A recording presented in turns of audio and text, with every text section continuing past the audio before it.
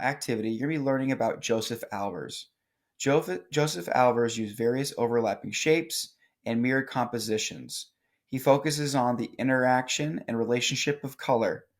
Color appears differently depending on the unique situations that they're in. So, for example, if we look at these two images here or collections of shapes, you'll notice that they're all the exact same colors, but they have kind of changed them in different spots. And certain colors appear darker or lighter because of what's surrounding them. So here's a little bit better detail on how that it works. So colors appear differently depending on what they're interacting with. So for example, these two greens are the exact same, but appear differently because of the various greens surrounding them. This green appears a lot darker because it's surrounded by a lighter green, and this green appears a lot lighter because it's surrounded by a darker green. So, or excuse me, I said that backwards. This green seems a lot darker because it's surrounded by lighter, and this seems a lot lighter because it's surrounded by darker. So colors influence each other based on what's surrounding them. Geometric shapes. Albert uses simple geometric shapes to not distract from the interactions of the colors and relationships. In other words, he really wanted you to focus on the colors, so he didn't want to have a lot of really complex shapes. He wanted to use simple shapes so you can really focus again on the color schemes. Mirrored and inverted compositions. So throughout these different examples, you've seen a collection of the exact same shapes, but the colors have been different. So what Albers uses is two mirrored compositions, which means they're exactly the same, but the colors are inverted, which means that they are flipped or different to show the comparison of the images. So again, if we look at this image here, the yellow is in the center, the yellow is on the outside here.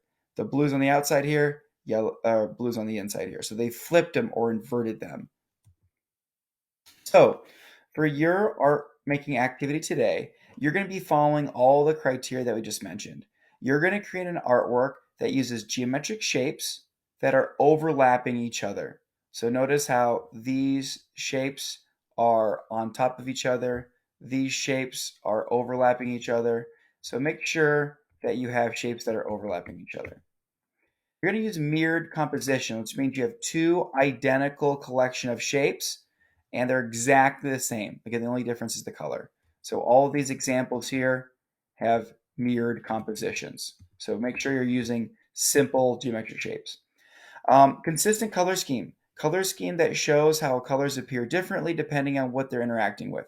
So you want to make sure that when you're using your colors, you're using the exact same colors on the top as well as the bottom. You're just orientating them or putting them in a different position or different location. Here are some different examples of different works of Joseph Albers.